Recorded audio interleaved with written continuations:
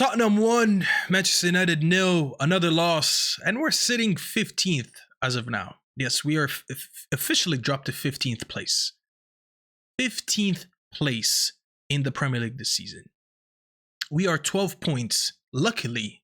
Yes, and I do mean that when I say we are lucky to be only 12 points off the drop zone. 12 points off Ipswich. Today we lost a 6-pointer. The reason it's a 6-pointer is because we were 2 points ahead of Spurs. Now Spurs are 1 point ahead of us, sitting in 12th. And we've dropped to 15th. I'm running out of words to describe what I watch every week. I mean, we'll break down the game a little bit, but I'm running out of words to describe what I watch every week. I mean, the way this team got so depleted when they're already so bad this season, we all knew it was going to do us no favors after we heard the news that Ahmed is out for the season, Mainu is out for a few weeks, Ugarte's out, Collier's out, and even today, on the day, Euro and Eriksson are out to illness. 6 players that we regularly use are now off and out from the team for today's game that we just lost, or in general for weeks. Some of these players out for weeks. On a team that's is already not good enough. On a team that we just sat there in January and said, where are the signings? Why are we loaning out all these players and not signing players? Why are we only signing Dorgu, but we're letting Anthony go, who's not good enough with no replacement? Rashford, who hasn't been good enough with no replacement. And today, listen, you could see it. We had, did you guys see that clip where it showed the bench? It was basically Lindelof babysitting a bunch of kids. We made 1 sub today in the last 3 minutes of the game. And it was Chido Obi Martin for Casemiro, which, let's be honest, I don't even know what was the purpose of that sub. We didn't have possession of the ball at that time. It was a free kick the other way around. Spurs were in our box.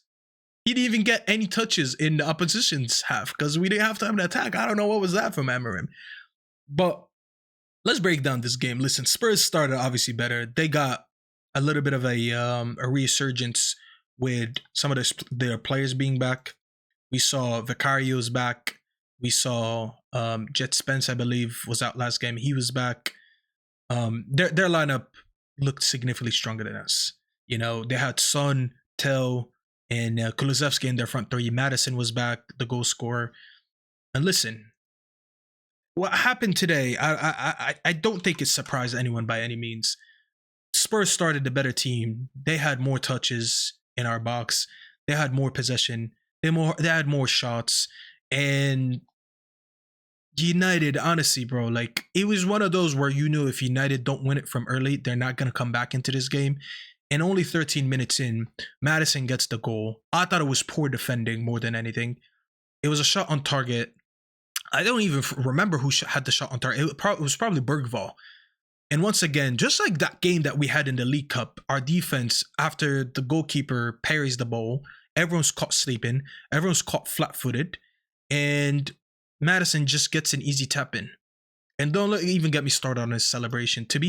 For your team to be sitting as low as they are on the table and your manager's been criticized and facing the sack for a minute now, and for you to shush your critics saying, like, what are you doing, bro? Have some shame, bro. Have some shame.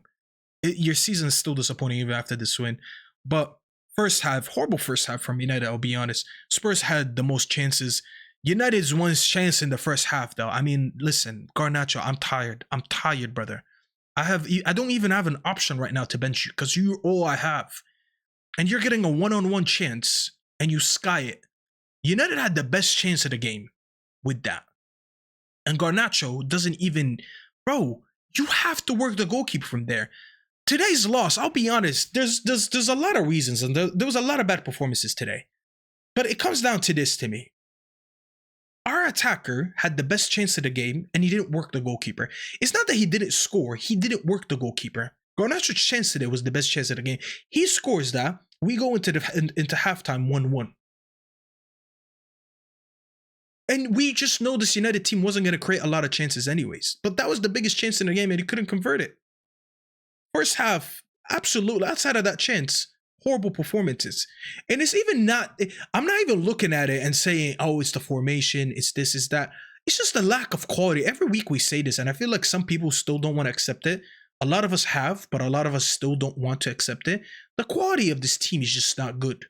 The individual quality, Bruno, every other pass was giving it away to Spurs. He was looking for every way to complicate every pass that he had. Instead of making the obvious pass, the easy pass, he would make like a disguised pass, a back heel, trying to switch it when he didn't need to, forcing the ball and losing it. Honestly, horrendous. Horrendous.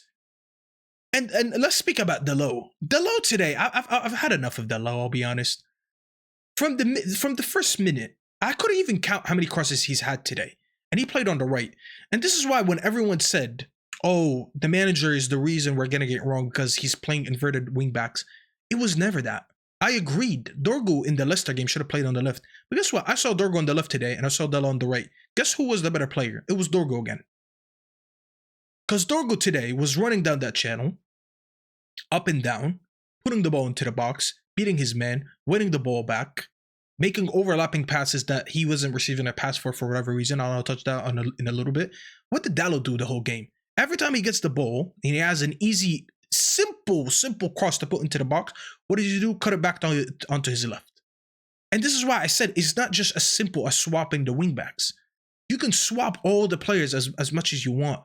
At the end of the day, there's one thing in common. They're not good. The majority of them are not good. Dalot today proved again that outside of a fullback system where he's used in the build-up like he used to do under Ten Hag, he is useless. Going forward, unfortunately, you are useless, Dalot. You are brain dead. Like, Dalot is just brain dead when we have to accept it. He is not a good final third player. He could help you with the build-up, that's it. The minute you enter the opposition's half, just get used to bad decisions. Midfield pivot was horrible. Bruno and Casemiro, no one should have put hope on that. No control from them whatsoever. No awareness at times. Making the wrong decision a lot of times. We didn't get exposed defensively, I'll be honest, but they just offered nothing. Probably the only one in the middle of the pitch today that offered us something was Xerxes. He's the only one that was winning the ball, holding it up well. A few times he would get past a defender. He played that ball. Let's talk about the second half. He played that ball into Garnacho into the second half. Again, Garnacho, name being dropped in this video because he got the best 2 chances of the game today. Xerxes, great ball, plays him in behind. He takes a touch. Pedro Porro's closing him down, so he has to shoot early. Shoots, works the goalkeeper this time, but gets the rebound. And what does he do? He has Holland right next to him, to his left, and he can't pull off a simple pass. Loses his balance. The pass just goes nowhere near Højlund. And he just gets cleared. And I'm looking at them like, there you go. That's 2-1 right there. Spurs never had these amount of clear chances. Spurs had more shots, don't get me wrong. But Spurs never had these clear-cut chances that Garnacho had. And twice he failed us.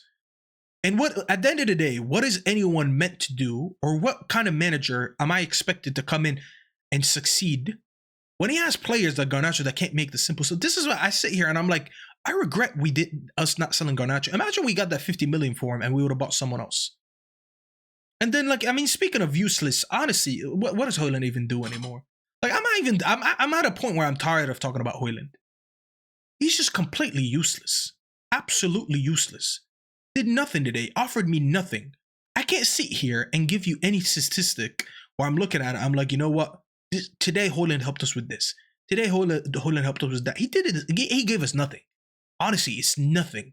Outside of Xerxes today, I don't think anyone just played that good. It was like basically Xerxes and Dorgu. Other than that, horrible. We had 2 big chances and we wasted both of them. That's it. That's all you need to know about today's game. Obviously, no subs. And listen, I understand why people are going to be frustrated with the no substitutions today. I do honestly believe Amorim should have gave Chido Obi Martin some minutes because I don't think it's just simply down to I don't think Chido Obi Martin would have been anything worse than Højlund. He generally wouldn't have been any worse. The 2 big chances we had, unfortunately, fell to Garnacho. He didn't convert them.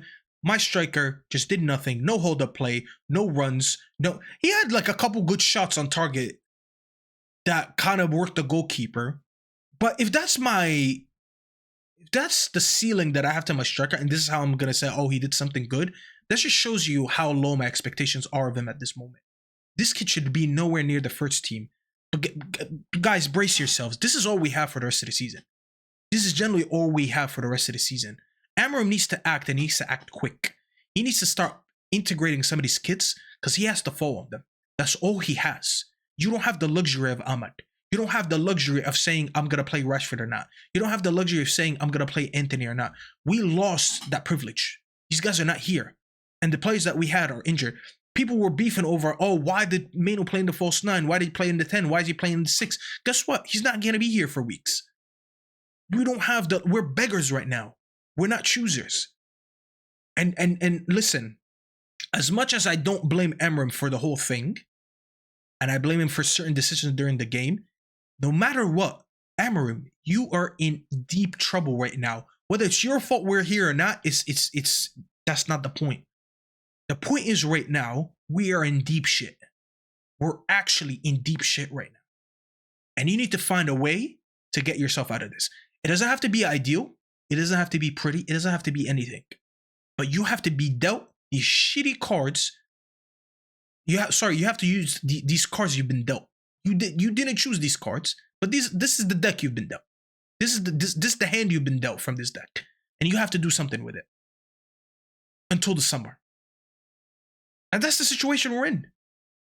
Until the end of the season, keep your eyes on Everton, keep your eyes on Spurs, keep your eyes on Palace, keep your eyes on West Ham, and keep your eyes on Ipswich, because these are direct competitors right now in the lower half of the table. And it is what it is. It's just what we're at right now, and we have to accept it. The next 2 games, though, we have are crucial. Because today we lost a 6-pointer. Today against Spurs, yes, it was a 6-pointer. Wallahi, it was a 6-pointer.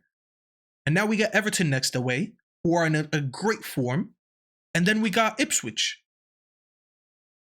We need to win at least one of these games. It's crazy how it sounds, but we need to win one of these games. And I can't promise you that we will.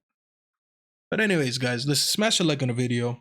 Subscribe if you haven't, man. And honestly, bro, just pray for us. We need all the prayer we could get right now.